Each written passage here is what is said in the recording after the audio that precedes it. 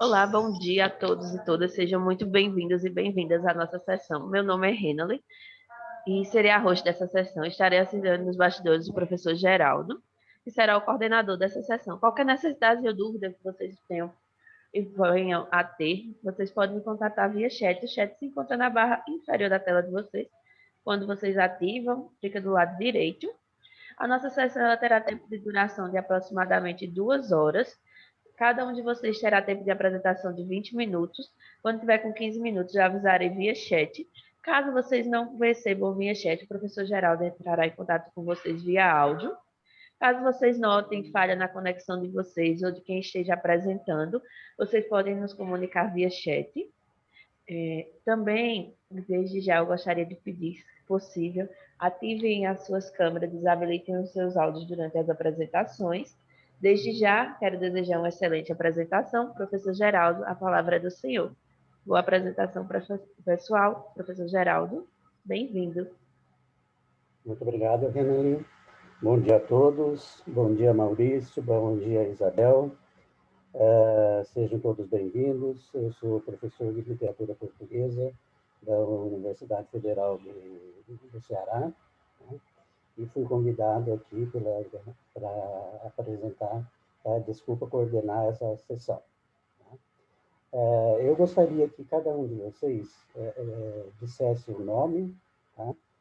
Desculpa, o nome eu vou eu mesmo dizer, mas a origem, de onde que vem, que universidade, que faculdade e de que estado seria, tá? Então, nós podemos começar com a Isabel. E, Maurício, só para sermos cavalheiros, né, vamos começar com a Isabel, tá? E a Isabel vai apresentar o trabalho, Os Gêneros da Obra Espiritual, de Alexandre de Gusmão. Pode começar, Isabel. Bem, muito obrigada, professor Geraldo. Queria dizer que estou muito feliz de estar aqui. Queria agradecer também a organização do evento, a organização da mesa, né, que está me permitindo, então, conhecer pessoas tão queridas. Estou muito animada para ouvir o trabalho de todos e aprender com vocês. Eu vou iniciar, então, uma apresentação de slides, peço licença, eu preparei um textinho também para não me perder muito do tempo. Eu acredito que vocês estejam vendo já, né? Sim. Bem, então, meu nome é Isabel, eu estou no mestrado em literatura portuguesa pela USP, minha orientadora é a professora Adma Moana, e então eu peço licença para iniciar a minha apresentação. Em primeiro lugar, ressalto que meu trabalho é trabalho em andamento, fruto de uma dissertação que ainda está ganhando seus contornos e cores, de uma peregrinação que atualmente se encontra no meio do caminho. Agora, tenho procurado pensar os gêneros retórico-poéticos exercitados pelo jesuíta Alexandre de Gusmão, nome por vezes esquecido em nossa historiografia luso-brasileira, mas nome importante para as letras praticadas entre os séculos XVII e XVIII, produzidas e circuladas em solo brasílico, conquanto impressas na metrópole. Por isso, em segundo momento, explico o título de minha comunicação a partir da enumeração de suas partes. Os gêneros da obra espiritual de Alexandre de Gusmão. Principio pelo fim. Alexandre de Gusmão, nascido em 1629 em Lisboa, foi daqueles portugueses que vieram a se estabelecer ainda jovens na América e que aqui permaneceram até a morte. Episódio sucedido, no caso de nosso jesuíta, em 1724, em Belém da Cachoeira. O lugar de seu falecimento é digno de nota. Em Belém da Cachoeira, Gusmão fundou seu seminário, de construção iniciada em 1686 e destinado ao ensino de meninos, sobretudo considerados brancos, filhos dos portugueses do Brasil e moradores do Recôncavo, que não podiam se deslocar ao grande colégio da Bahia. Aqui eu trouxe uma imagem do seminário da igreja de Belém, né, que é o que restou. Deste mesmo seminário saíram 2 discípulos ilustres, mais conhecidos atualmente do que seu mestre. Refiro-me a Alexandre de Gusmão, homônimo, diplomata de Dom João V, e a Bartolomeu Lourenço de Gusmão, inventor da passarola. Menciono estas figuras, mas deixo-as aqui, pois a que me interessa é outra. Alexandre de Gusmão, o jesuíta, não apenas fundou o Seminário de Cachoeira, extinto em 1759, como também ocupou cargos importantes na Ordem de Loyola. Foi provincial da Companhia do Brasil por 2 governos, reitor dos colégios da Bahia e de Santos, instrutor de noviços e mestre de humanidades no Colégio do Rio de Janeiro, e, além de tudo, autoridade de ao menos 8 impressos, todos de caráter doutrinário, moral e pedagógico, voltados à reforma dos hábitos de jovens, de pais e mestres de meninos, de ingressantes na Companhia de Jesus, de quem, em síntese, iniciava seus percursos pelos abrolhos do catolicismo e das letras.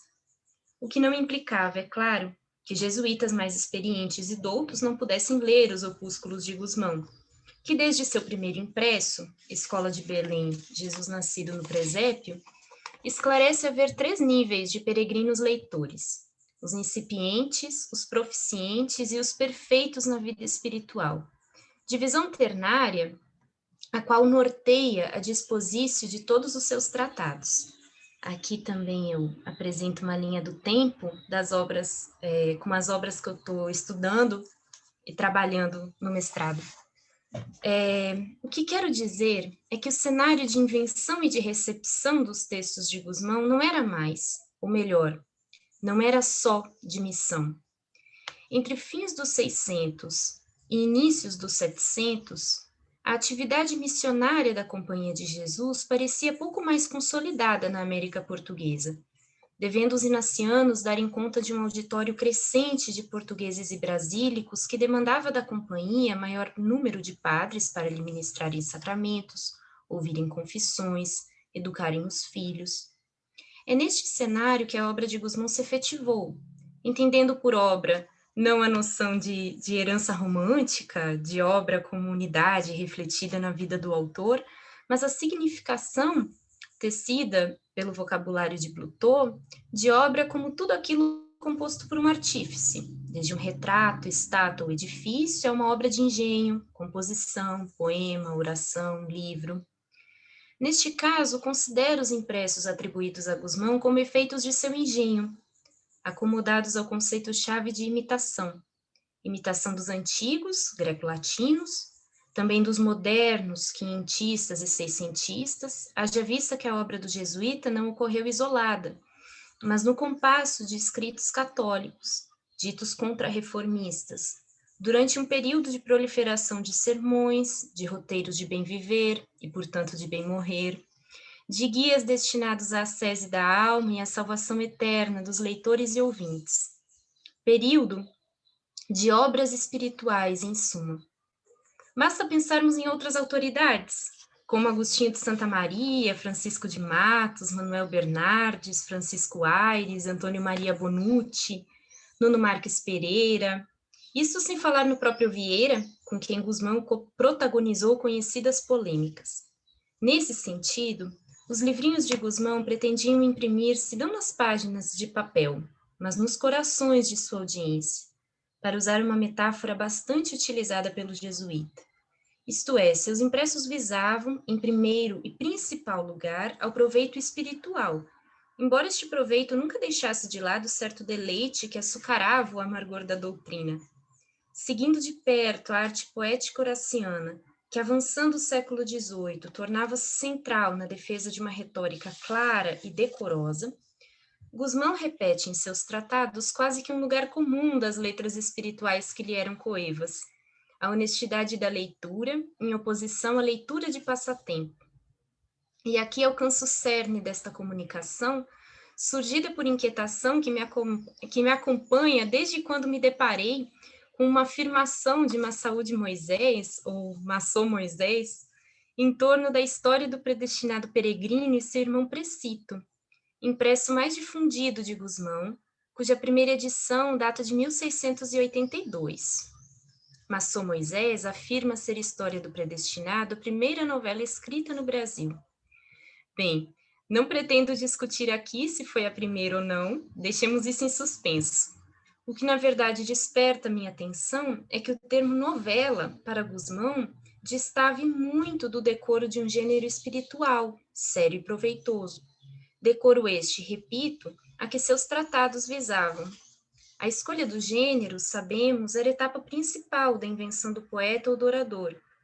Definido por suas finalidades, isto é, pelo ângulo de visualização de leitores e ouvintes que só poderiam ser convencidos se o que vissem estivesse nítido à distância que estavam, o gênero definia, por sua vez, o estilo a ser empregado, os caracteres a serem imitados, as autoridades a serem emuladas, os tropos a colorirem o discurso, entre outros muitos aspectos.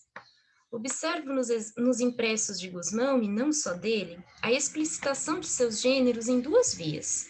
A primeira, nas dedicatórias, prólogos e licenças do Santo Ofício, do Paço, da Ordem de Loyola, no que hoje chamamos de paratextos, os quais também tinham sua função de captar a benevolência do leitor ouvinte para o que viria em seguida. E 2, no próprio título, que em si indica o assunto da obra, e além disso, como devemos lê-la. Volto à História do Predestinado para citar seu prólogo ao leitor. Aqui eu trouxe a passagem. Contém este livro a história de 2 irmãos peregrinos, que do Egito, de onde eram naturais, com ânimo de melhorar fortuna, partiram para terras da Palestina. Vem a ser em parábola a história de todo aquele que, segundo os passos que nesta vida leva e segundo o caminho que tomou, ou se salva ou se condena. Faço nesta forma, assim, para mover a curiosidade do leitor, como para imitar o estilo de Cristo nosso Mestre e Senhor, do qual diz o evangelista que nunca jamais pregava ao povo, senão debaixo de alguma parábola, com que explicava a verdade de sua doutrina. Nesta passagem, como podemos notar, Gusmão esclarece a matéria do discurso, os caminhos contrários de 2 irmãos, um que se salva, outro que se condena, um peregrino, outro desterrado. Além da matéria, o jesuíta afirma sua prosa como parábola, alegoria imperfeita, isto é, nem muito hermética a ponto de tornar-se enigma, nem tão clara a ponto de perder seu estatuto alegórico. Parábola é gênero cristão por excelência, gênero moral e moralizante, histórico à medida que compreende a vida de todos e de cada um. Destinado a uma audiência rude e ignara, é gênero pedagógico, voltado para o ensino e para a utilidade. Gênero que, no caso de Gusmão, para ensinar e ser útil, devia mover a curiosidade do leitor através de estilo ameno, suave e florido, em que as virtudes eram pintadas como perfumadas açucenas, os sacramentos como agradáveis chafarizes, e Cristo menino como pastorinho de Belém, sério e travesso, a cuidar de suas ovelhas como se pequeno cupido fosse. Destaco, em suma, que em nenhum momento Gusmão se refere à História do Predestinado como novela, termo que só utilizará capítulos mais tarde, quando o verdadeiro peregrino entra em sala de lição, donzela que, aqui eu cito, aplicada toda a um livro espiritual, habitava em uma formosa livraria toda de livros sagrados, devotos e honestos. Fecha aspas. Nesta livraria não se achava nenhum só livro de comédias ou novelas, porque tais textos, afinal, não deviam ser lidos por aqueles que quisessem aproveitar e não esvair o tempo. Se esta passagem de Gusmão musicou algo de platônico, eco que me parece adequado, visto que em Arte de Criar Bem os Filhos, Gusmão faz direta menção à proibição de textos lascivos para uma boa república, mesmo assim, as censuras comédias e novelas indicam-nos mais o decoro de sua própria obra do que propriamente proibição. Ainda mais, esta censura nos aponta o que Gusmão considerava por comédias e novelas, notadamente, gêneros humanos, demasiadamente humanos, que se encontravam em polo diametralmente oposto aos textos sagrados, devendo firmarem-se os escritos de Gusmão, portanto, na metade do caminho. Caminho humano, por certo, mas caminho guiado a Deus e a um tempo que não era tempo. Quero dizer, a eternidade da alma. O termo história em seu título também é notável, uma vez que História do Predestinado Peregrino é o único escrito de Gusmão que podemos considerar ficcional, dada sua imitação de matéria fingida, com seus palácios, salas e jardins habitados por alegorias que recebem o peregrino, que lhe ensinam os dogmas da doutrina, que lhe moralizam quadros pormenorizadamente descritos em evidentes êcfrases. Ponderando a peregrinação de predestinado e o desterro de precito como histórias, Gusmão parece justificar esses dois tipos éticos, o do virtuoso e o do vicioso, como generalizações das particularidades de cada vida humana. O termo história, portanto, parece situar a narrativa de Gusmão entre um campo ficcional e o campo histórico, isto sem falar do âmbito doutrinário, intersecção que observo em todos os seus outros impressos e que vejo como, talvez, um dos motivos de suas letras espirituais nos parecerem hoje tão estranhas, de pouca unidade, como quimeras compostas de 1000 gêneros.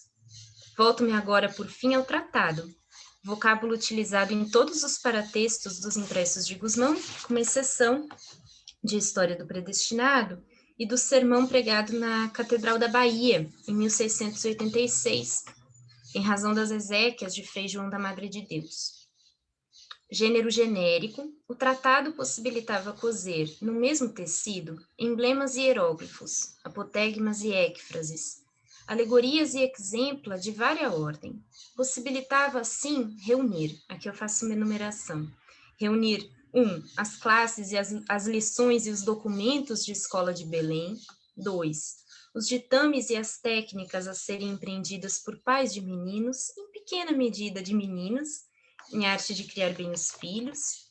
3. As meditações para todos os dias da semana, tratado de desenvolvida emulação dos exercícios espirituais de Loyola, emulação também exercitada por outros jesuítas, lembro brevemente do padre Manuel Bernardes, em seus exercícios espirituais e meditações da via purgativa.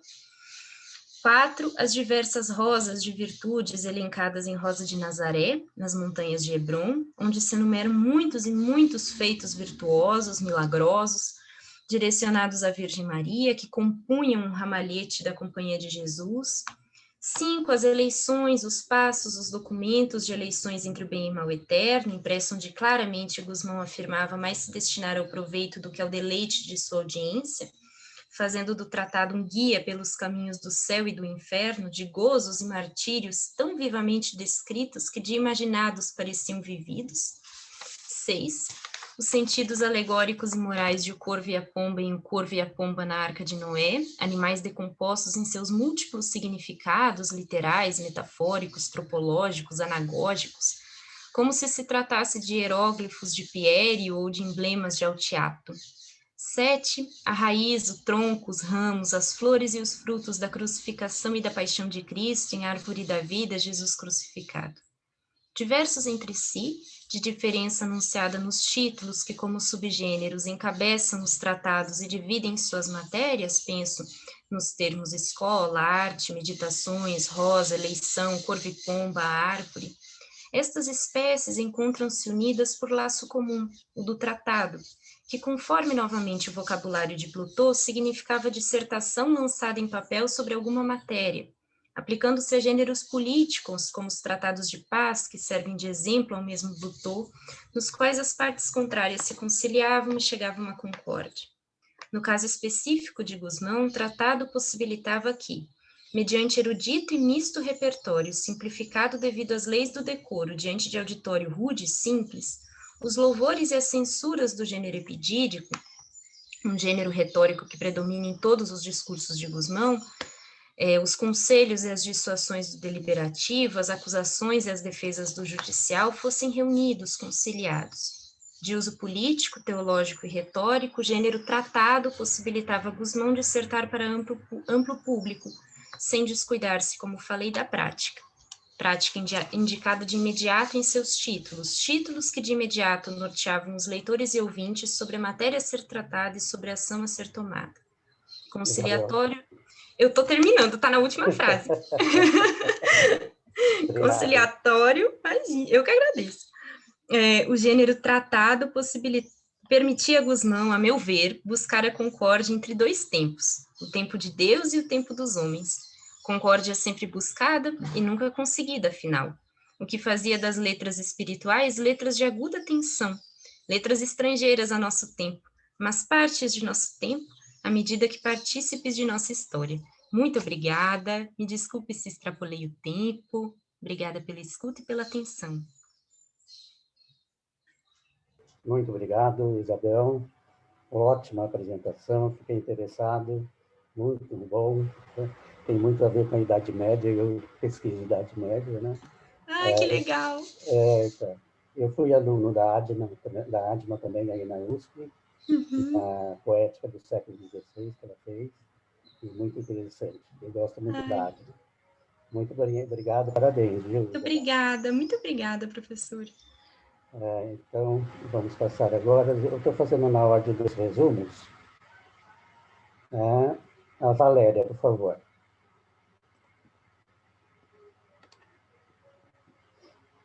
Olá, bom dia. Gratidão, né, por poder participar dessa mesa. Gratidão pela oportunidade de poder compartilhar um pouco do Padre Antônio Vieira. Eu me chamo Valéria Evêncio de Carvalho, eu estou no 2º ano do doutorado em Letras de Estudos Literários pela Universidade Federal do Paraná. O meu orientador também é Antônio. Antônio. É o Antônio Augusto Neri. E tenho essa satisfação de tê-lo como meu orientador nos meus trabalhos.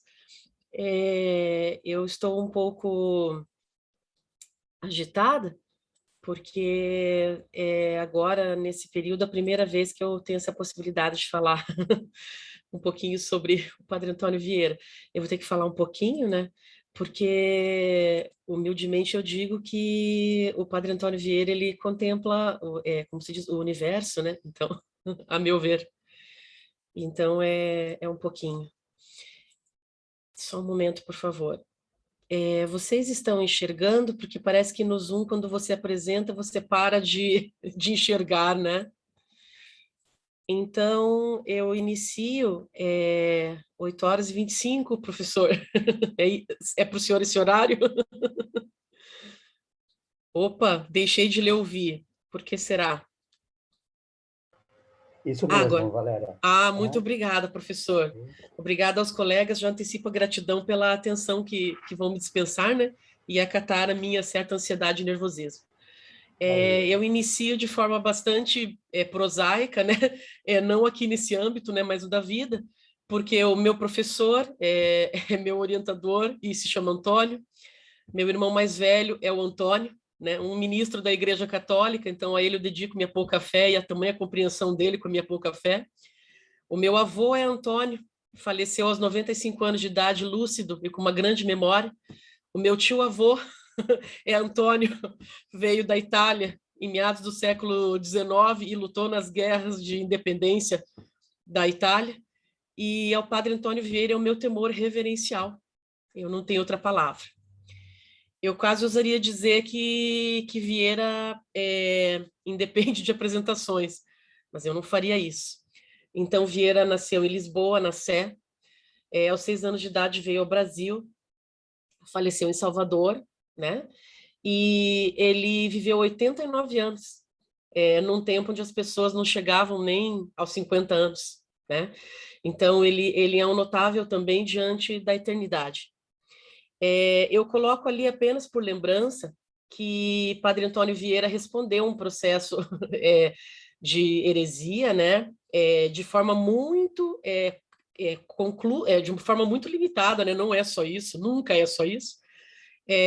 Perante o Santo Ofício, com relação à defesa, então, limitadamente, que ele fazia dos judeus, né? Mas Vieira nunca, quando nós falamos alguma coisa, é só aquela coisa. Sempre tem um universo político, religioso, filosófico ao entorno do que ele faz, né? Quando eu iniciei esse estudo, questionando sobre a afirmativa de Vieira com relação aos demônios e aos políticos, eu já de antemão preciso posicionar o contexto em que isso aconteceu. Então, eu vou apresentar ao chat e vou realizar a leitura da minha escrita. Segundo o Padre Antônio Vieira, no Sermão do Santíssimo Sacramento, pregado entre 16 e 18 de janeiro de 1645, em Portugal, o mundo estava melhor quando os demônios falavam e eram ouvidos pelos homens, do que na ocasião em que passaram a escutar e prestar atenção aos políticos. É preciso consignar desde o início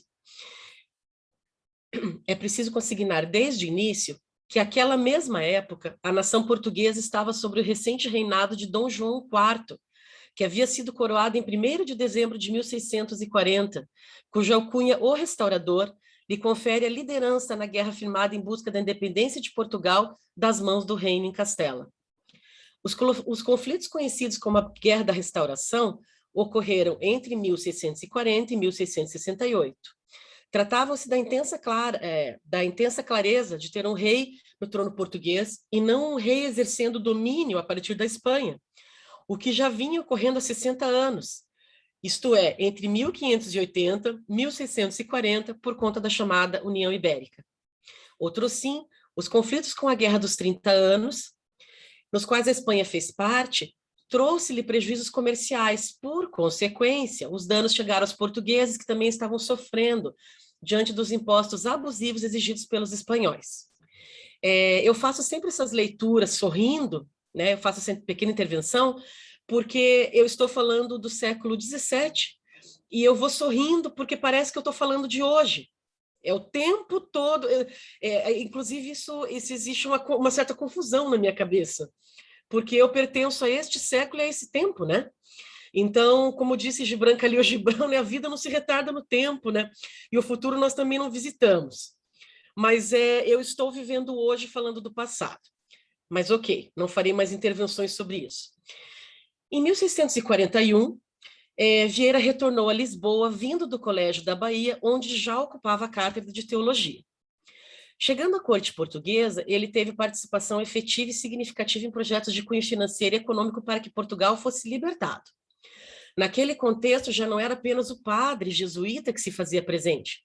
Vieira tornou-se um conselheiro do rei e representou o apoio dos jesuítas à revolta contra o domínio filipino em Portugal. Pode-se dizer até que ele foi um arquiteto dessa consolidação da retirada das mãos de Portugal dos espanhóis. Segundo Pécora, né, o grande estudioso de Vieira, que é o organizador da obra Escritos Históricos e Políticos, né, Vieira, diante da proximidade que havia com o rei Dom João IV, apresentou a situação precária da economia portuguesa por conta dos gastos com a guerra contra o poder espanhol. Aqui, novamente, rapidamente, fazer uma intervenção, apenas para lembrar, né, que Portugal, então, estava participando daquela Guerra dos 30 Anos, que envolvia as nações europeias, né, daquele tempo, né, e por isso tudo isso atingia diretamente a Espanha e atingia diretamente o Portugal e atingia a colônia, né, o Brasil, né? Por meio da proposta feita ao rei Dom João IV, em que se lhe apresentava o miserável estado do reino e na necessidade que tinha de admitir os homens de nação mercadores, é que Vieira afirma sobre a importância dos cristãos novos e dos judeus, especialmente os sefarditas, serem aceitos na economia do reino. Quem são esses sefarditas? Para os que não se recordam, justamente os judeus, né, que eram advindos da chamada Península Ibérica, especialmente formado por espanhóis e por próprios portugueses. Para tal, o orador afirma a heresia já existente em quase toda a Europa, explicando que isso está muito além do judaísmo, e que se a política externa portuguesa já privilegia heresias, né, e hereges para a conveniência do comércio, é devido também acolher esses homens da nação, né? E daí ele vai fazer essa citação, que é muito importante a leitura, porque vai nos trazer para qual tempo? O tempo dos franceses e holandeses tentando ocupar o nosso Brasil, né? O nosso Brasil sempre todo mundo quer, parece que é só os brasileiros que não querem ele, né? Mas todo o resto do mundo nos quer, né? Os inteligentes sempre nos querem. Assim vai. Também vemos que não só consente Portugal, antes chama a sua custa e está sustentando com excessivos soldos muitos hereges holandeses e franceses. E entre esses hereges e os cristãos novos, vem nolo trazer uns publicamente são calvinistas e luteranos, outros publicamente professam a fé católica, uns profanam os templos e altares, e o judaísmo não passa dos homens da mesma nação. Pois se a necessidade da guerra nos obriga a admitir entre nós as heresias mais contagiosas, por que não admitiremos as que o são menos? Então, aqui nós estamos vendo que já estávamos no tempo da implantação do... Ai, meu Deus! Martinho Lutero, perdão! A questão também do calvinismo. Desculpa, professor, desculpe, colegas. Eu tenho um problema com nomes, né? Ok. Do calvinismo, do protestantismo, e Vieira não tem misericórdia nesse sentido. Ele está chamando que o calvinismo, os luteranos, é mais contagioso, tá, do que o judaísmo, do que os judeus, né? E daí, novamente, eu estou rindo aqui, porque na minha cabeça fica vindo a palavra bancada evangélica, bancada ruralista, o ministro do STF terrivelmente evangélico, e daí, desculpa, falei que não ia mais fazer isso, paro de novo, volto para dia 22 de outubro de 2021. Então, é isso que estava acontecendo. O mesmo Pécora ressalta, então, a necessidade da integração entre política e teologia para a compreensão do ambiente social em que o pensamento vieiriano foi consignado em seus sermões. Para nós, né, nesse estudo, o objeto está no Santíssimo Sacramento, que foi pregado entre 16 e 18 de janeiro de 1645, em Portugal. Já no exórdio, agora já estou no meu sermão querido, apresenta-se que entre os 7 sacramentos da Igreja é a Eucaristia que confirma a palavra vere, que significa em latim verdadeiramente, dita por Cristo, apenas nesse sacramento.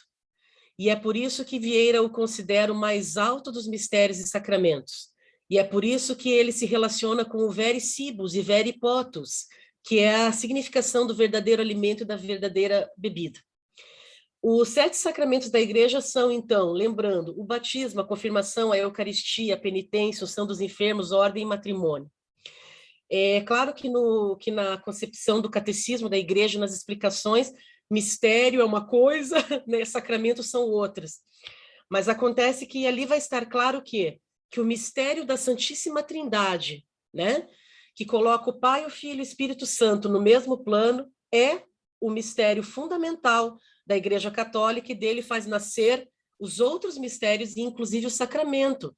E é essa relação com que faz que segundo Vieira, o alto sacramento é exatamente a Eucaristia.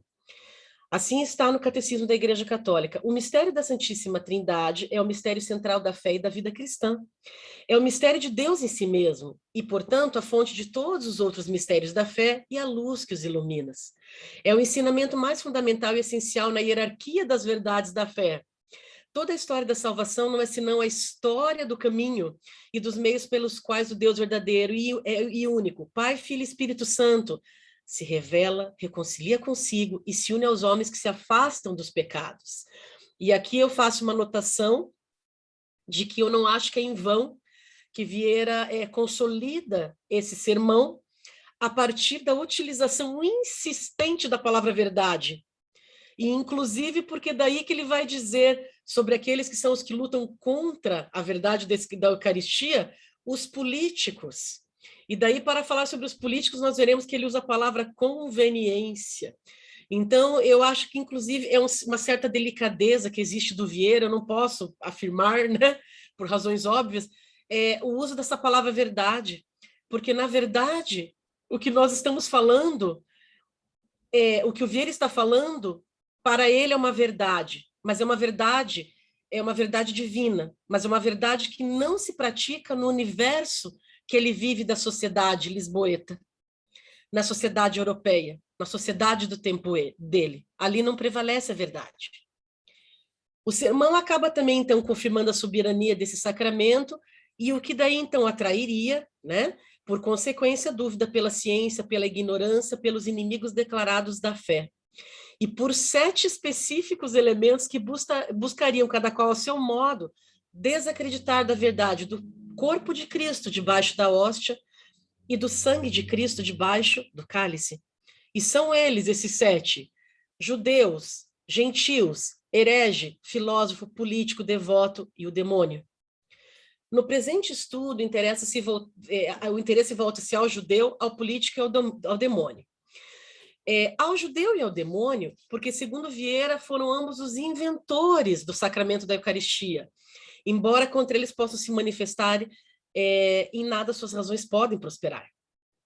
Quanto aos judeus, Vieira faz o que se torna, inclusive, uma certa ironia dele no que se refere à criação desse sacramento pelos judeus, que, como nós sabemos, acatam Jesus Cristo como um profeta, e não como filho, né, unigênito de Deus. Vamos ver a citação. Eis aqui que os judeus pediram, então, e eis aqui o que nós adoramos hoje, um Deus debaixo das espécies visíveis, posto nelas milagrosamente por ministério dos sacerdotes. Os judeus foram os que traçaram o mistério, e nós somos os que gozamos. Olha a ironia, tá? Está dizendo, olha, eles que pediram, mas quem se aproveita disso somos nós. Eles fizeram a petição, e nós recebemos o despacho. Eles erraram, e nós não podemos errar. E em que esteve a diferença? Esteve só a diferença em que eles creram que se podia fazer essa maravilha por autoridade humana. Então, Vieira diz, fac nobis Elohim qui nos preceda-ti. Aqui é uma anotação minha para lembrar que ele está fazendo referência a os hebreus pedirem ao irmão de Moisés, Araão, que lhes faça um Deus que possa ser visto. Elohim é o nome de Deus na Bíblia hebraica.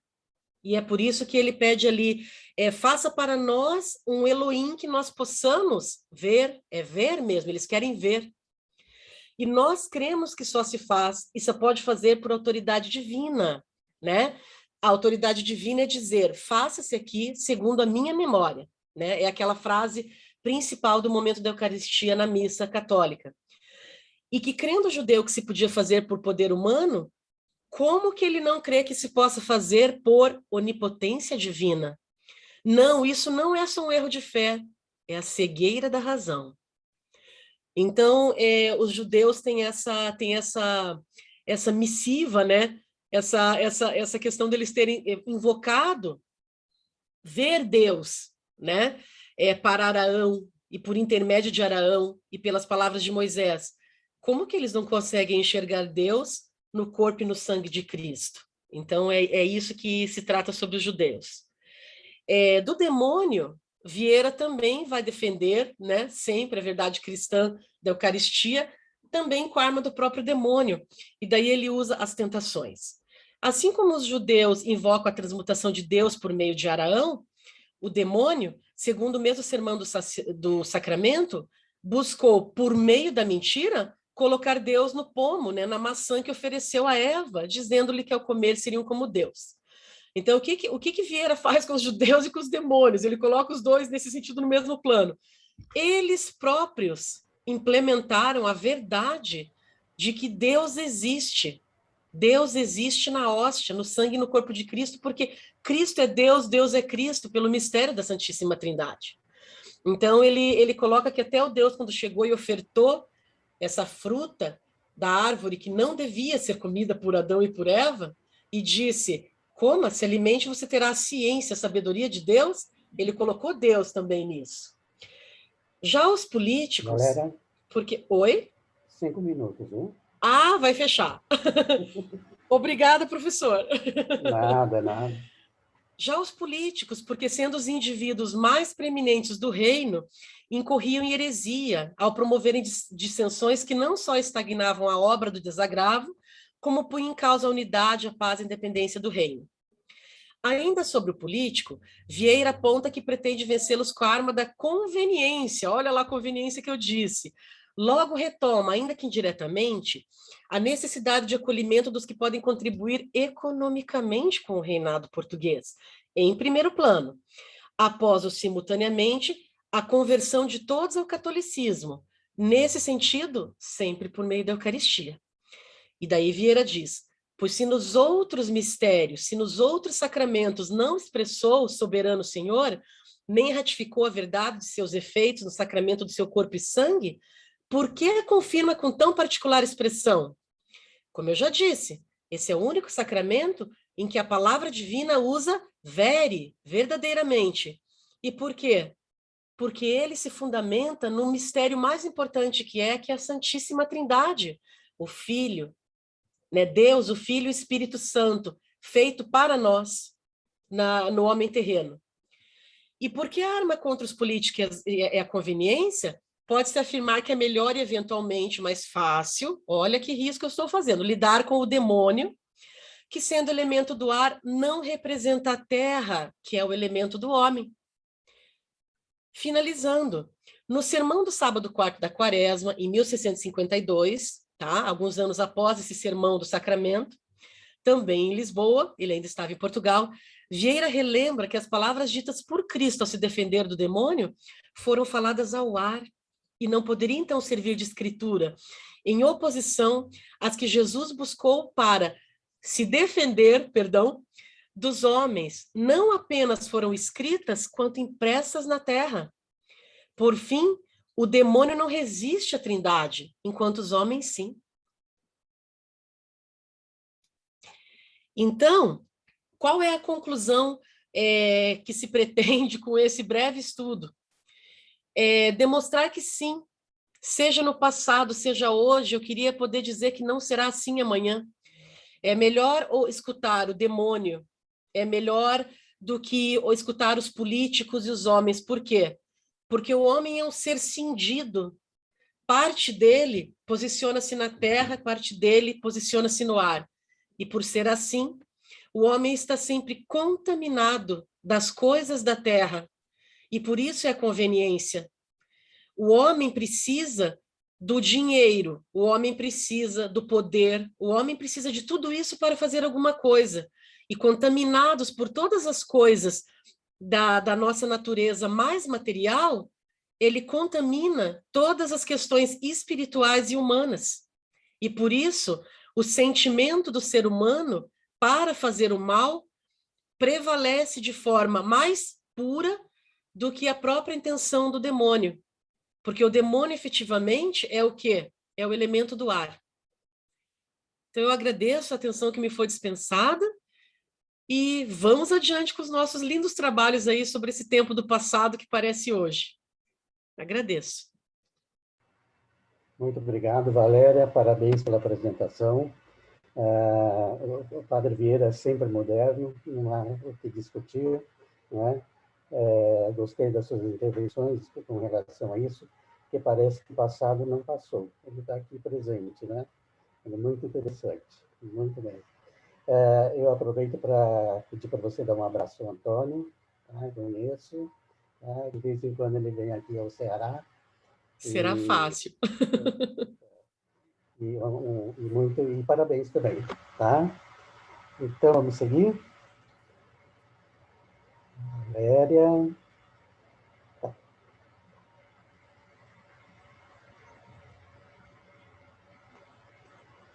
Então, Maurício, é a sua vez, tá? 20 minutos, igual a Isabel foi em cima, Valéria também, parabéns às duas. E a sua vez, Maurício. Muito obrigado.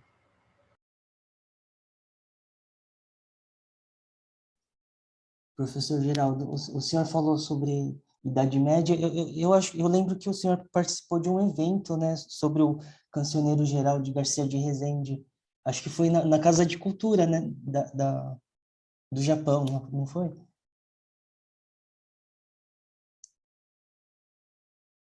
Tá sem áudio. O microfone, professor. Desculpa, eu sou sempre distraído com isso. Foi sim, Maurício. Uma das apresentações foi lá. Eu estudo o cancioneiro geral, né? Desde o mestrado e continuo estudando. Perfeito. Agora.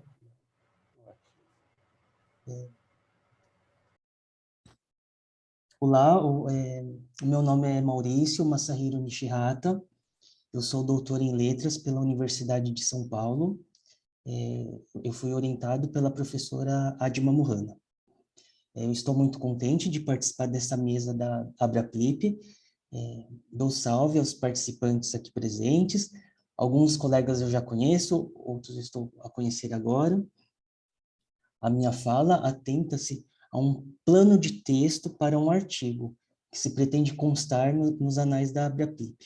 O título do provisório do artigo é Sobre a dissimulação honesta na fortuna, de Manuel de Faria e Souza.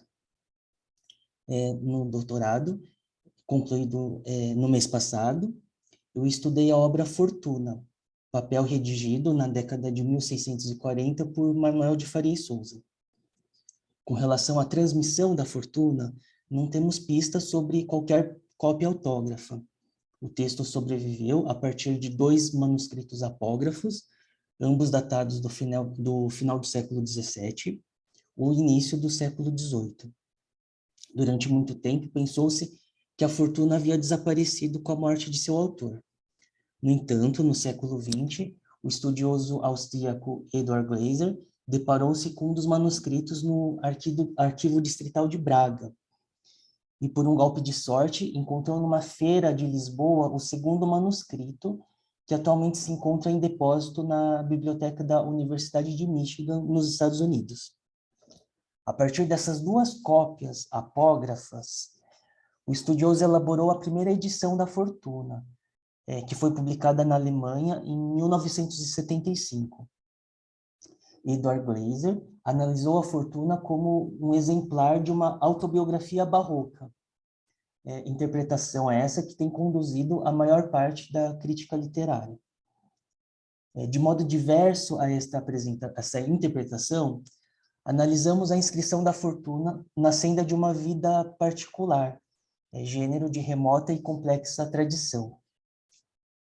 Abramos um parêntese sobre o escritor Manuel de Faria e Souza, que, lado a lado ao contemporâneo Francisco Manuel de Melo, foi um escritor português representativo do período da monarquia dual, tendo redigido a maior parte de sua obra na língua espanhola. Ele compôs uma vasta obra de poligrafia, contemplando os mais variados gêneros discursivos, tais como a prosa histórica, os diálogos morais, poesias, cartas e obras de encomendas. De sua notável bibliografia destacam-se os comentários aos Lusíadas, saídos em 1639 pela tipografia de Pedro Coelho em Madrid. Tornando a Fortuna, ao nos debruçarmos sobre os seus propósitos de destinação, deparamos-nos com a seguinte situação. Por meio da escrita desse papel, Manuel de Faria e Souza compõe uma defesa de si, em que procura defender-se das murmurações dos homens. Não sabemos com exatidão como soavam esses murmúrios. No entanto, a partir da leitura da Fortuna, bem como a partir da consulta de fontes primárias com que nos deparamos em algumas bibliotecas e arquivos europeus, foi possível recuperar parte do conteúdo dessas reclamações que circulavam contra ele. Em resumo, consta-se que a doxa, ou seja, as opiniões gerais, guardavam a ideia de que o letrado havia agido de má fé para com o senhor Marquês de Castelo Rodrigo, nobre luso-espanhol, a quem o letrado serviu por quase 12 anos na condição de secretário. Como se sabe, na década de 1630, Castelo Rodrigo foi promovido à posição de embaixador extraordinário do rei Filipe IV. Neste imponente posto de representação, Castelo Rodrigo foi encarregado de defender os interesses da majestade na corte do Papa Urbano VIII em Roma. As relações entre o amo e o secretário já andavam agastadas, tanto que Castelo Rodrigo convence Faria e Souza a fazer parte da legação romana. Castelo Rodrigo compõe uma inflacionada comitiva de funcionários. Um documento encontrado na Biblioteca do Vaticano aponta que, ao todo, entre familiares e empregados, Castelo Rodrigo reuniu cerca de 100 pessoas que partem de Madrid para Roma em auxílio do embaixador. Faria e Souza narra que, em Roma, o político Castelo Rodrigo não cumpre a sua promessa, atribuindo-lhe cargos e serviços muito abaixo de suas qualificações intelectuais. Por causa disso e de uma série de assédios que Faria e Souza afirma ter sofrido, as relações entre o amo e o empregado azedam-se de vez, e num embate verbal ocorrido em 1634, Faria e Souza abandona os serviços de secretaria em plena legação romana, tornando a Espanha. Ele chega em Madrid e, diante do valido conde-duque de Olivares, Faria e Souza acusa o seu ex-amo de ter cometido uma série de graves crimes contra o bem comum, imputando-lhe os crimes de falsificação de papéis, revelação dos segredos das cifras, os crimes da fazenda, a prática de sexos contra a natura, além de ter planejado o assassinato dele. A partir dessas denúncias, o conde-duque de Olivares constitui uma comissão secreta para averiguar a conduta de Castelo Rodrigo enquanto embaixador de Espanha em Roma. Vale dizer que a documentação dessas consultas foram recentemente descobertas no Arquivo Histórico de Madrid, que está sendo estudada, ou que foi estudada pelo professor de espanhol do curso de História da Universidade Complutense de Madrid, Santiago Hernández Martínez. E parte dessa documentação que consta nesse arquivo eu transcrevi e anexei na minha tese. Passados alguns anos, na década de 1640, Faria e Souza redige a sua fortuna, isto é, põe-se a escrever sobre a sua vida, relatando como foi a sua infância, como foi a educação transcorrida entre os montes do norte de Portugal, e, sobretudo, volta-se a narrar os seus serviços ao Marquês de Castelo Rodrigo, tornando ao polêmico episódio de 1634. Na Fortuna, o letrado apresenta com minúcias de detalhes os ditos reais acontecimentos que se passaram nos bastidores da legação romana, segundo seu ponto de vista. Precavendo-se de que revelar os segredos dos bastidores consistiria em uma quebra de sigilo, porque se espera que a condição de secretário seja o sigilo, né, a principal condição de quem frequenta os bastidores da corte, Faria e Souza, por diversas vezes, declara que vem a revelar essa matéria privada por motivo qual? Em defesa do bem comum, para fazer com que os homens principais da corte conheçam a dita verdadeira face de Castelo Rodrigo. E aqui eu entro no tema propriamente dito da dissimulação honesta, ou simulação. Com relação a isso, no livro 2º, capítulo 6º da Fortuna, o título é Sucesso considerable que descubre qual fuese la mala fortuna de Manuel de Faria e o ânimo de seu dueño. Conforma-se uma curiosa cena em que Faria e Souza propõe a ação de retirar a máscara de Castelo Rodrigo.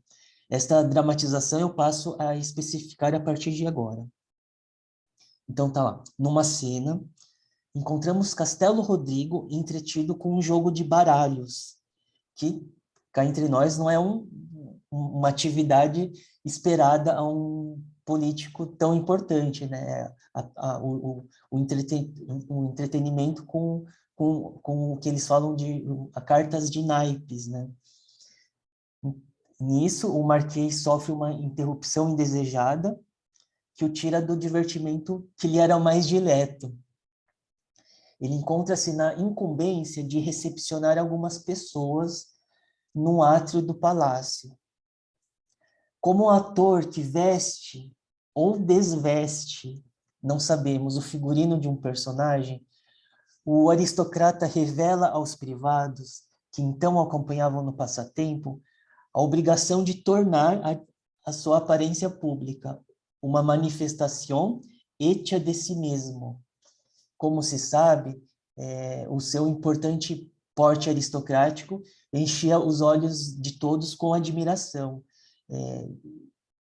A historiografia diz que o Castelo Rodrigo foi um dos responsáveis pela primeira aquisição de obras do Museu do Prado, em Madrid, feita por um luso-espanhol.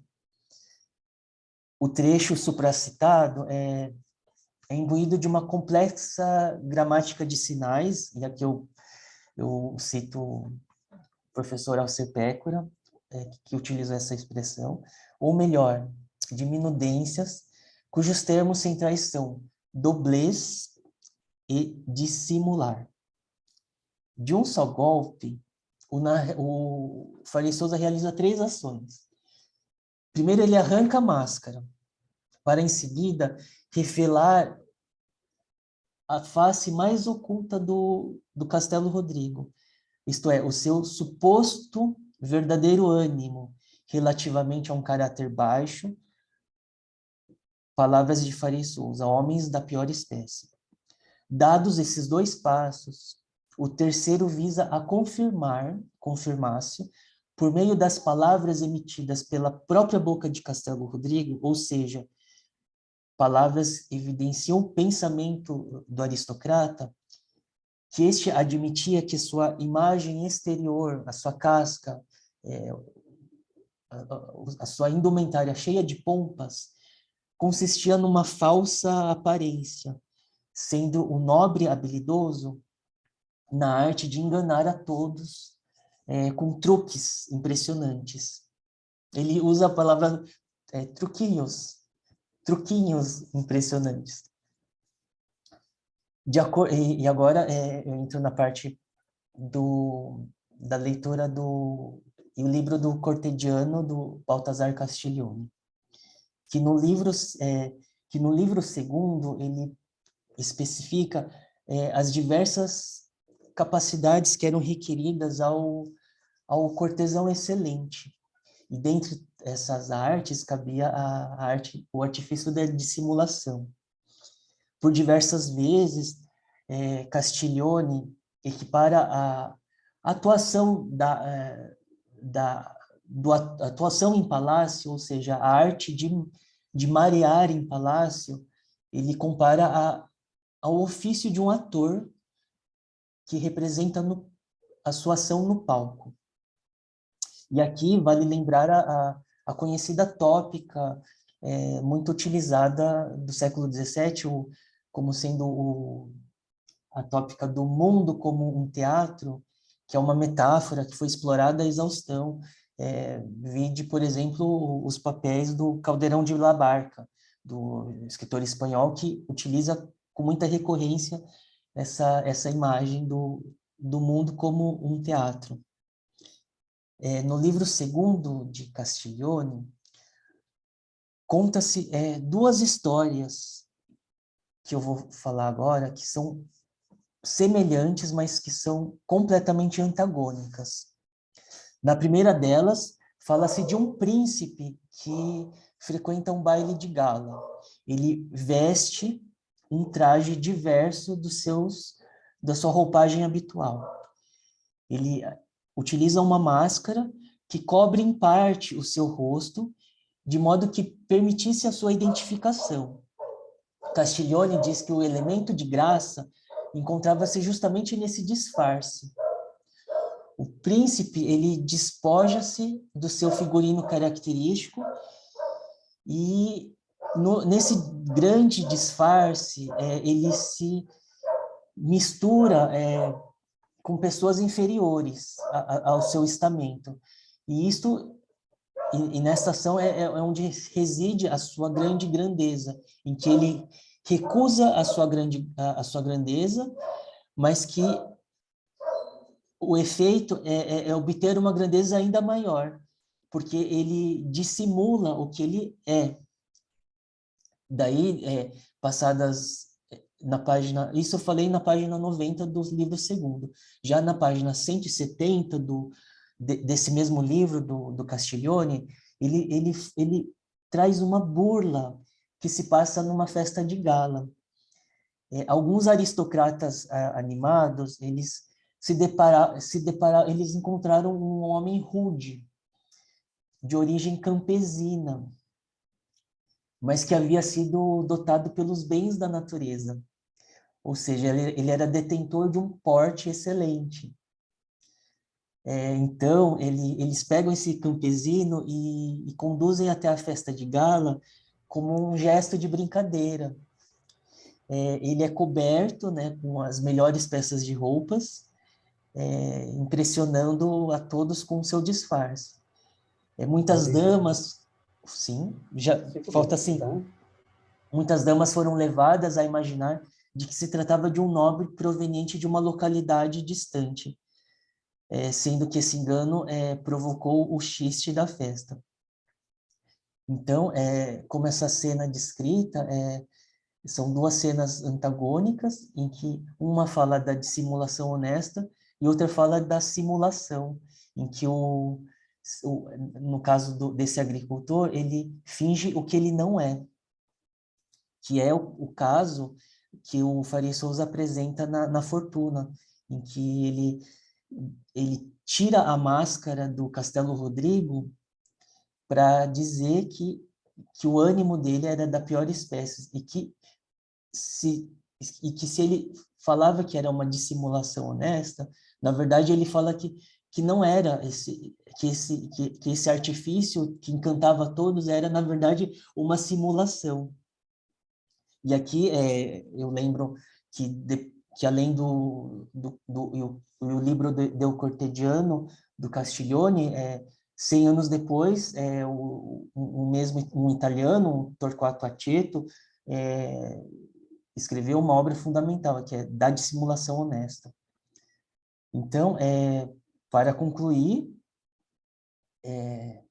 no caso apresentado por Farias Souza, a ação de Castelo Rodrigo visa a corroborar o seu grande ataque que ele promove contra Castelo Rodrigo, sendo que a Fortuna ela se constitui de modo ambivalente, como um papel de defesa de si, em que Farias Souza se defende das acusações de que agiu de má fé, de que foi um secretário ingrato, e ao mesmo tempo ele tece um veemente ataque contra Castelo Rodrigo, em que ele rascunha, ele bosqueja diversas imagens horrendas de Castelo Rodrigo como um político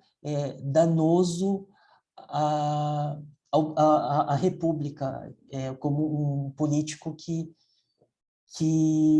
não cumpre com os seus papéis esperados como um embaixador extraordinário, e que, por isso, ele tinha que terminar os seus dias preso num calabouço.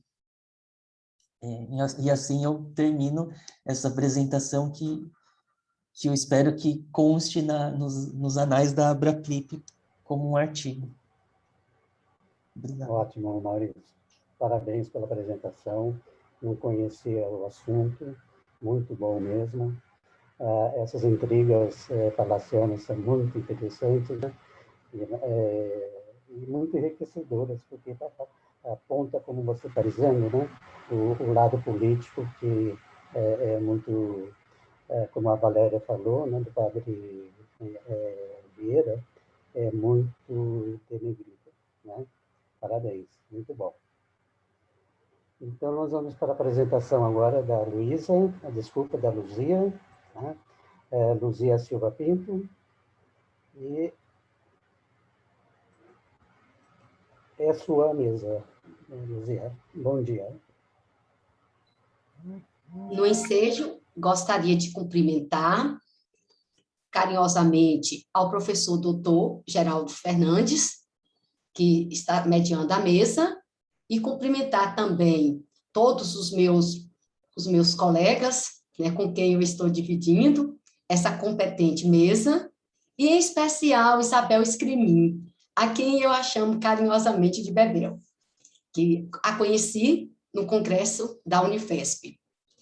E, fazendo uma breve apresentação, eu sou Luzia, como o professor já bem apresentou, e eu sou orientanda do programa de pós-graduação em Memória, Linguagem e Sociedade da Universidade Estadual do Sudoeste da Bahia, e sou orientada pelo professor doutor Marcelo Moreira, que também é professor desse mesmo programa de pós-graduação, de um outro em Linguística, e pertence ao Departamento de Estudos Linguísticos e Literários dessa mesma instituição.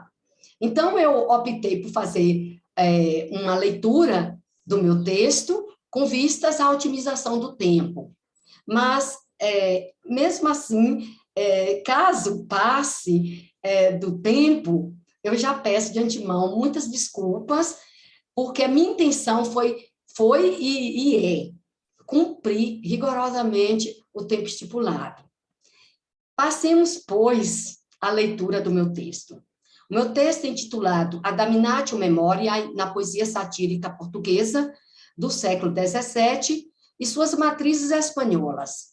O estudo que ora se lhes apresenta objetiva discutir a relação entre epitáfio, monumento e memória nas sociedades monárquicas letradas de Portugal e da Espanha do século XVII, nas quais se efetuou a produção da poesia fúnebre, tanto de poetas portugueses quanto do poeta espanhol Francisco de Quevedo. Para tanto, analisaremos, à luz da poética aristotélica e da retórica demonstrativa, alguns epitáfios jocosérios portugueses e um dos epitáfios satíricos de Francisco de Quevedo, com o fito de compreender como estão neles articulados o topos poético do exégio monumento aéreo períneos, de origem horaciana, as tópicas próprias do gênero epitáfio, como, por exemplo, a admoestação aos passantes, o cômico, por efetuação da maledicência, bomoloquia, bem como de tornar evidente o tratamento poético da Damnatio Memoriae nestes textos e suas relações de precedência e derivação. A isso acrescentemos que o objetivo primacial de tal análise é demonstrar de que forma os epitáfios satíricos se propõem a correção dos vícios que corrompem o bem comum da República e, simultaneamente, querem instituir-se como memória duradoura, transmissora de exemplo, que possibilitam, pela reatividade negativa por eles produzida, a constituição social da virtude. Feitas essas considerações iniciais, é já a altura de esclarecermos que entre os poemas propriamente satíricos, bomoloquia, havia muitos que nomeavam o vituperado, e ao nomeá-lo, produziam aparentemente certa memória dele pelo agenciamento da poesia e da escritura, ao tempo em que, por remissão ao castigo do vício neste e, sobretudo, no outro mundo, operavam simultaneamente sua danação, por referência explícita ao apagamento de seu nome da mente de Deus e do rol dos homens honrados. Desse modo, poemas que produzem discursivamente a danação da memória, a damnatio memoriae, dos vituperados, não são incomuns no Império Português do século XVII. E as matrizes letradas desses poemas podem ser encontradas em poetas espanhóis do século de ouro, a bem dizer, de Dom Francisco de Quevedo. Com o fito de sustentarmos o que acima dissemos, detenhamos-nos por uns instantes na análise de alguns epitáfios jocosérios portugueses, para ulteriormente empreendermos a análise de um epitáfio satírico atribuído a Dom Francisco de Quevedo. Antes, porém, de procedermos à análise dos primeiros, cumpre explicitarmos que João Adolfo Hansen, 2001, em artigo intitulado Apresentação dos Epitáfios Jocosérios Portugueses e Castelhanos, ao lançar luz sobre tais epitáfios, tornou-nos cientes de que eles estão copiados no Códice 155, papéis vários, da reserva da Biblioteca Geral da Universidade de Coimbra, em folhas manuscritas com letra do século XVII, numeradas de 131 a 139. São inscrições de extensão variada, a menor tem 2 linhas, a maior 32. Em conformidade com Hansen, 2001, O epitáfio jogo sério, sendo uma forma do gênero epidídico, retoricamente regrado, aplica lugares comuns de pessoa, verossímeis e decoros das duas vertentes aristotélicas tradicionais do cômico. O ridículo, como riso decorrente do feio não nocivo de vícios fracos, e a maledicência como vituperação do feio nocivo causado pelos vícios fortes. Desse modo, o aludido estudioso nos inteira de que a maioria destes epitáfios aplica lugares comuns de excesso de vícios fracos e não nocivos, extraindo o efeito cômico de termos de estilo sórdido. Para fins de amostragem do exposto, sirvamo-nos do epitáfio infrafirmado. Aqui jaz Martim Afonso, capitão do barco Caga-Fogo, que por não enojar ao Senhor, não quis queimar o mundo todo. No epitáfio sob análise, para e passo com Hansen, 2001, inferimos que Martim Afonso, capitão do galeão Caga-Fogo, para a felicidade de todos, não queimou o mundo, pois se o tivesse feito, também teria espalhado por toda parte o grande nojo figurado no nome do seu barco. Analisado sob a ótica hanseniana, o divertido epitáfio jogo sério de Beltrão de Fuente, Frida, fere o decoro quando ele eleva o motivo torpe do corno, corrente na sociedade ibérica seiscentista, como tópica insultuosa que desqualifica a legitimidade dos morgados ou das heranças de primogenitura. Seu humor se intensifica com o duplo sentido do termo infamante. Nesse sentido, é irônica a ambiguidade da advertência feita ao leitor para que tenha cuidado, ao que parece, com as chifradas que mataram Beltrão. Vejamos, aqui jaz Beltrão de Fonte Frida, por sua sorte foi cornudo em vida. Outros cornos depois deram-lhe morte. Leitor, guarda-te de cornos por tua vida. A maledicência obscena, a bem dizer de Hansen, 2001, ainda se lê no epitáfio abaixo reproduzido. Aqui jaz Pedro Calvo Lapa, verdadeiro mestre de obra-prima e grande pescador de vara.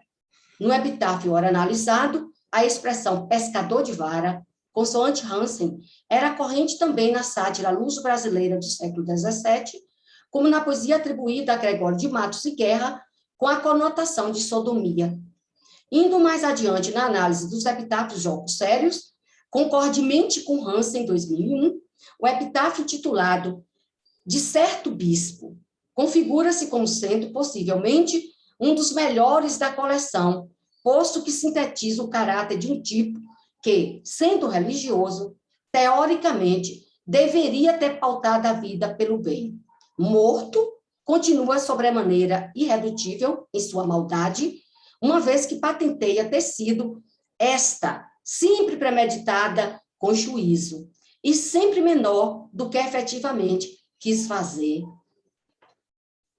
A todo honrado fiz mal, e menos do que queria, nem honra, nem cortesia, nem bem fiz em Portugal. Não tive letras, nem aviso, sangue, valor ou razão, vontade, nem condição, mas muita maldade e juízo. Do exposto, desumimos, com fulcro em Hansen, que o poeta português dos 600, ao empregar com engenhosidade o comuníssimo topos de admonição ao passante, em sua poesia fúnebre vituperante, disposta em epitáfio, além de convidá-lo para que, em frente do túmulo, reflita sobre a precariedade da vida, ainda o adverte para que não incorra em pecados tal qual o jacente, sob pena de cair em danação eterna. Daí podemos dizer que, mediante tal lugar comum, o poeta propõe a correção dos vícios praticados em vida pelo morto, com vistas à restauração da ordem transgredida. Partamos agora para a análise de um epitáfio atribuído a Dom Francisco de Quevedo, epitáfio esse que está copiado no fólio de vértice 154, de códice depositado na Biblioteca Menéndez Pelayo, em Espanha, que assim se nomeia: fragmentos não impressos até hoje de Dom Francisco de Quevedo e Villegas, cavaleiro na Ordem de Santiago e senhor da Torre de João Abade, recolhidos por um aficionado para os discretos. Observemos que Quevedo, mediante a epitáfio que lhe é atribuído, empreende a crítica contumaz de uma das muitas transgressões que foram objeto do discurso vituperante nos séculos XVI e XVII, ou seja, o crime contra a natura, o pecado nefando ou sodomia. Convém esclarecermos que os inquisidores chamavam pecado nefando contra a natura não só a sodomia propriamente dita, que ocorre entre dois homens ou entre uma mulher, ou entre um homem e uma mulher, mas também as relações sexuais entre mulheres e a bestialidade ou zoofilia. Outrosim, salientamos que o epitáfio escrito por Quevedo homenageia de forma a desonrar um italiano chamado Túlio, e a didascália que intitula o poema propriamente dito, a um italiano chamado Túlio, prescreve a leitura a ser efetuada pelos leitores do poema. Mas que leitura é proposta por meio da didascália? Como se sabe, uma das tópicas satíricas mais recorrentes na Europa dos séculos XVI e XVII é aquela que associa os italianos às práticas sodomitas. Cito Hansen Moreira, 2013, página 398 e seguintes. Os italianos eram considerados na Península Ibérica sodomitas contumazes, o que torna apropriadíssima a sátira composta por Quevedo, e o italiano, que é sua matéria, é também, apesar de defunto, o seu destinatário, o que provoca mais riso, pois, apesar de poder servir de aviso àqueles que insistem no mesmo erro, objetivo primeiro do epitáfio, não pode mais, por razões óbvias, beneficiar aquele que homenageia. Nestas condições, pode-se entender o epitáfio, portanto, como um aviso, mas como um aviso que só pode trazer benefícios àqueles que desejarem se corrigir enquanto tem tempo de fazê-lo. Neste sentido, o aviso produzido pelo epitáfio acena para a perenidade do riso de todos aqueles que lerem a inscrição fúnebre composta para o fanchono, que assim principia. Aqui jaz, em plano sono, Túlio, o italiano, que parecia amar-se, no voltar-se de rabo cada dia. Tu, que caminhas pela campa rasa, cose-te o cu, ó passante, e passa. Já na primeira estrofe do poema, deparamos-nos com a especificação do vício que peculiariza o satirizado, o entregar-se ele ao voltar-se de rabo cada dia, o que, por seu turno, implica a necessidade de que os passantes fechem o cu e passem adiante rapidamente. O voltar-se de rabo cada dia é tópica satírica que emula tópicas primaveris, pois, como se diz, a março parecia. No voltar-se de rabo, o que significa que esse movimento, próprio do vituperado, se caracterizava por certo vitalismo primaveril. Notemos que Francisco de Quevedo produz, por meio de uns poucos versos, a primavera do vício. Primavera essa, paradoxalmente, que resiste a todos os invernos, até mesmo aquele próprio da sepultura. Contudo, o verbo coser significa unir com seda o hilo engembrado na agulha dos pedaços de tela, o que redunda, em última instância, o ser melhor ter as pregas do cu agulhadas, instrumento que tem óbvio valor fálico, no contexto da primeira estrofe, do que lanceadas pelo italiano, que na campa jaz. Logo no início da estrofe seguinte, especifica-se a razão de sua morte.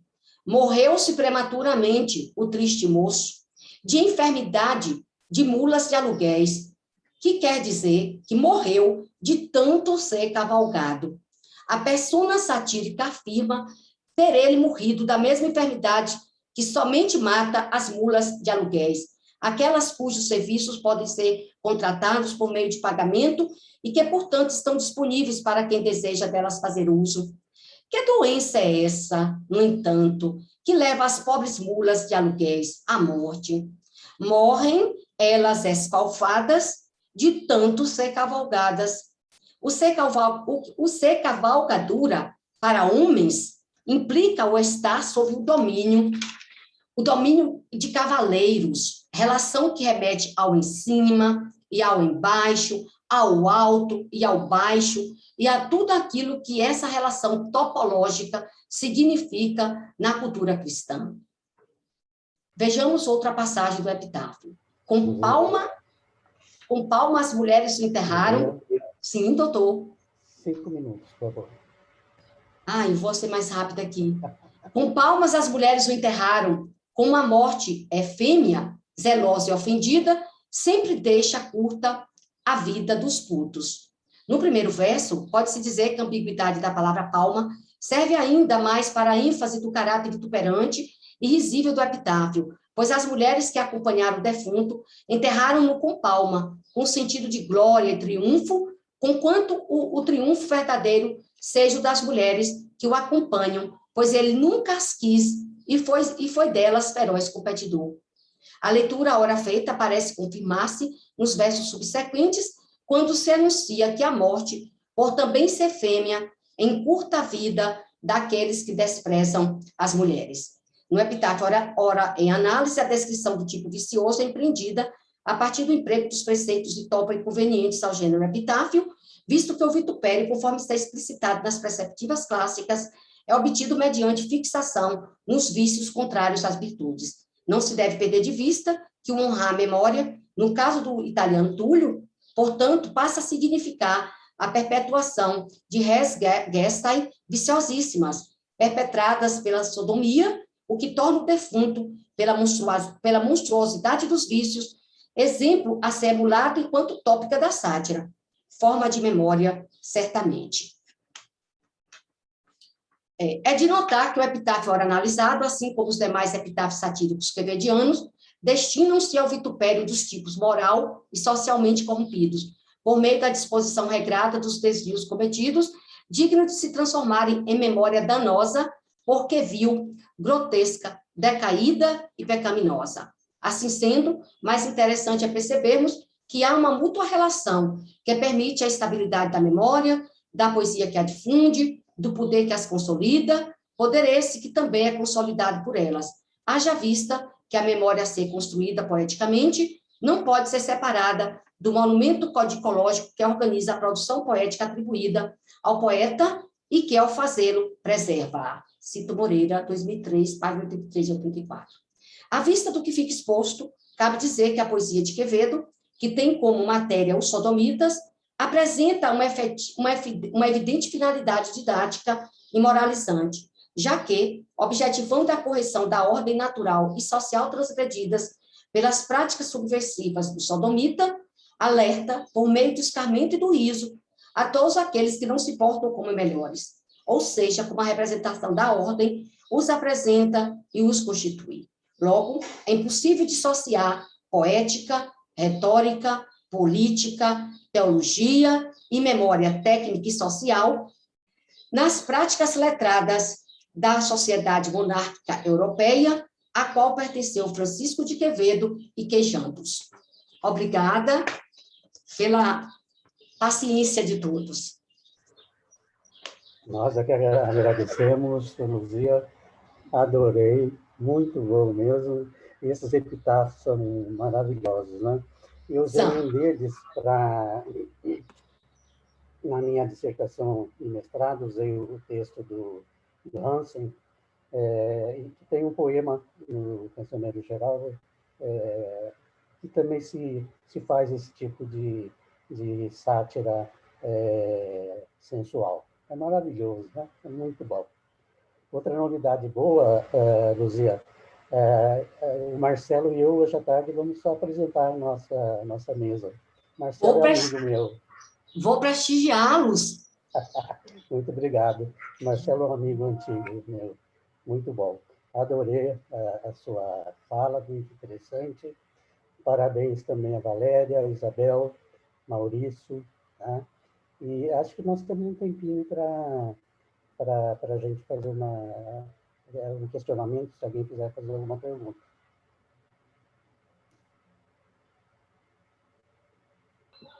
Eu só queria dizer que tô muito feliz, Luzia, de rever você. Faz tanto tempo. Nossa, que alegria. Muito feliz estou eu também, Ai, Bebel. querida. E eu E queria também agradecer a todo mundo. Aprendi tanto hoje.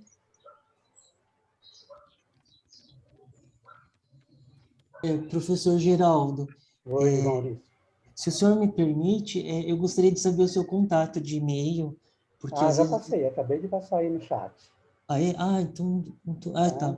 Tá certo, eu Isso vou aí. copiar. Quem quiser também, estou à disposição. Quem quiser estudar um pouco de Idade Média comigo, cancioneiro geral, né, Maurício? Estou às ordens. Tá? Gostei muito dessa mesa. Eu tenho uma atração tão grande pelo barroco, mas eu confesso que ele me assusta um pouco. Não sei porquê, mas ele me assusta. Eu não sei se é na riqueza das palavras, né? Tanto no cultismo, né? Usado pelos barrocos ou pelo conceptismo, mas me assusta um pouco, apesar de que eu gostar, leio com muito prazer. Então, parabéns a todos vocês. Se alguém tiver mais alguma questão, algum comentário, temos um pouquinho de tempo ainda. Oi, novamente. Eu pus a minha Oi, mãozinha ali do Isabel. lado. Eu ainda me atrapalho um pouquinho, deixa eu tirar. Eu Pronto, tirei também, minha eu mãozinha. também. Nem vi. Desculpa. Imagina. Eu gostaria de agradecer novamente e dizer que, olha, eu achei nossa mesa sensacional. E é Ótimo. claro que tem uma organização, né, da temática, tudo isso, mas eu achei que todos os nossos estudos acabaram tendo realmente uma linearidade, não apenas no sentido do barroco, no sentido da antiguidade, no sentido da filosofia, ou tudo isso, e da escrita, mas até uma linearidade com relação à temática da política, com a atualidade. Nós fizemos realmente, professor, eu não sei se o senhor vai concordar, de ressuscitar os mortos, né? Porque nós estamos falando de um tempo tão do passado e todos nós, eu fui observando a cada fala, trazer esse pessoal tão do passado para a nossa modernidade. E o quanto isso foi importante, sabe? Eu gostei muito de ouvir meus colegas falarem. Eu acredito que eles têm uma certa oratória, uma certa palavra, mais assim técnica do que a minha. Então eu acho que isso também para mim foi um aprendizado, né? No sentido de que eu acabo falando de um modo mais até coloquial ou tudo isso. Uhum. Então, eu queria agradecer mesmo a todos aí, os meus colegas, e especialmente a sua mediação, professor. E eu Muito obrigado. anotei também o seu e-mail e acho que vou precisar lhe incomodar um pouquinho, né? Fique E à acho que, sem vontade. dúvidas, vou ter que incomodar um pouquinho também a Isabel, né? Por causa do nosso Padre Antônio, né? Ah, é E verdade. do nosso Alexandre de Gusmão. É mesmo. Muito Eles tiveram muito as bom. suas desavenças. Ótimo. Muito bom, né? A gente fica... Oi, Maurício, pode falar. Luzia, eu não ouvi o nome do Marcial, a autoridade latina dos epigramas. Você está trabalhando com o Marcial também? Precisa ler, né? Porque ele praticamente faz um gênero que ele é o nome do gênero do epitáfio, né? bem É colocado, verdade, né? Maurício. É porque na fundamentação do trabalho eu trago ele, mas, Ah, mas por conta da apresentação eu suprimi, né? Então, para poder, eu trabalhei muito com ele no meu mestrado, porque no mestrado eu me ativo só dos epitáfios satíricos de Dom Francisco de Quevedo, e agora no doutorado a gente continua com os epitáfios, eu mais o doutor Marcelo, mas o corpus agora no doutorado é a poesia fúnebre que integra Melpomene, a musa terceira de Dom Francisco.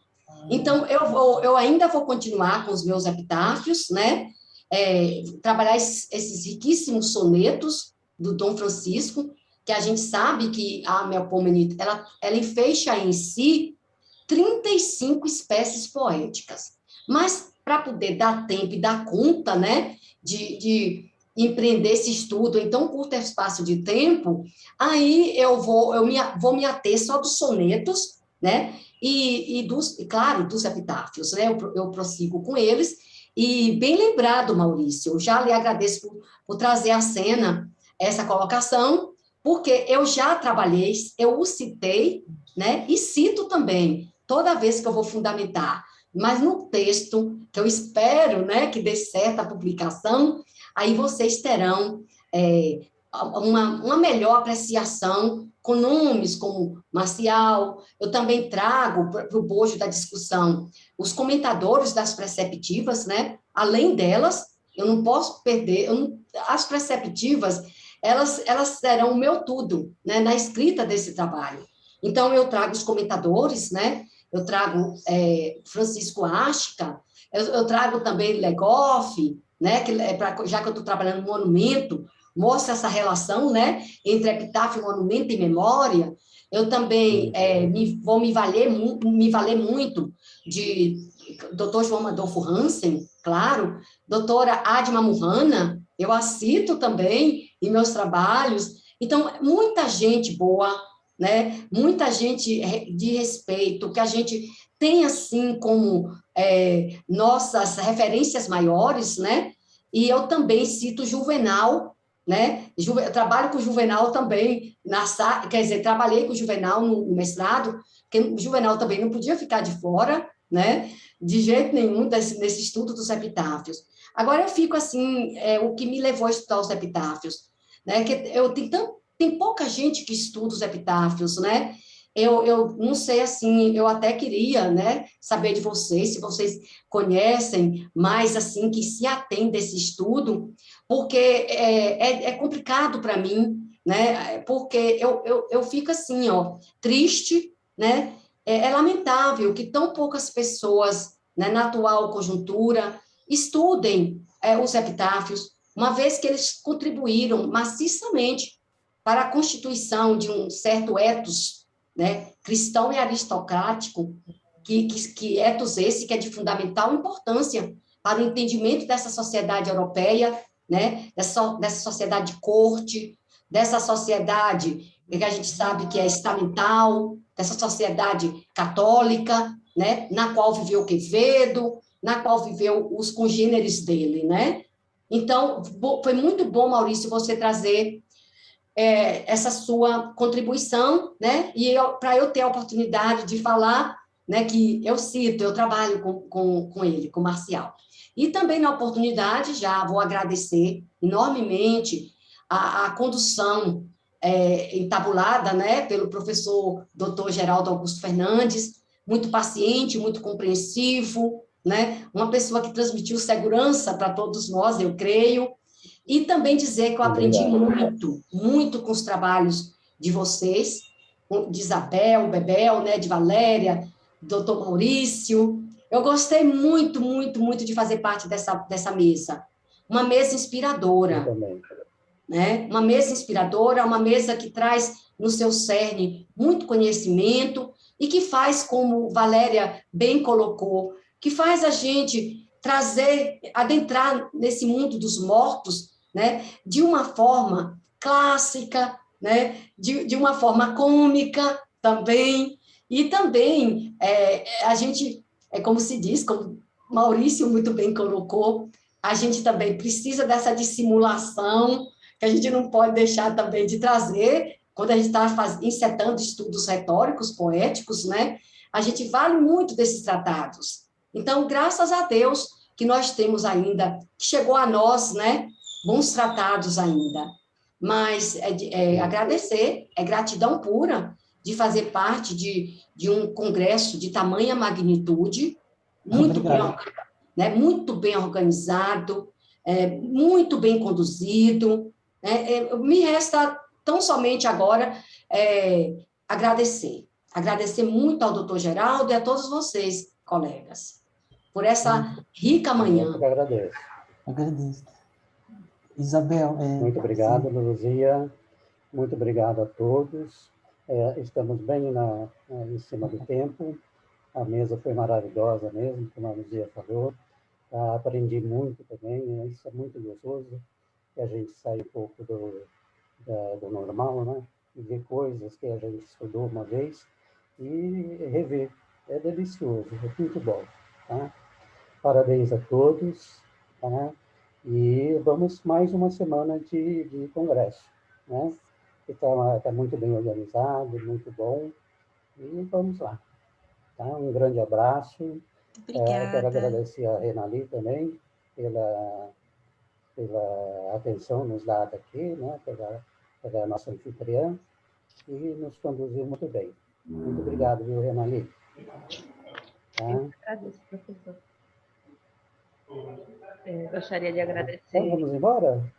Eu gostaria de agradecer ao senhor pela mediação da mesa e agradecer a todos e todas que apresentaram seus trabalhos aqui. Tenham um excelente dia. Foi um prazer estar com vocês aqui nesta manhã. Convido para você continuar conosco no evento e para assistir às mesas e às apresentações de trabalhos nas outras sessões. Tchau, tchau. Tchau, tchau. Tchau, Obrigada a tchau. Muito todos. obrigada. tchau. Muito Muito Muito obrigada. obrigado. Tchau. Tchau. Gratidão na Bom fim de palavra. semana para todas. Tchau. Abraço a todos. Beijo no coração, Bebel. Beijo, Luzia. Tchau, gente. Maurício, Tchau. você ia falar alguma coisa? O áudio. Eu ia Não tô ouvindo. perguntar,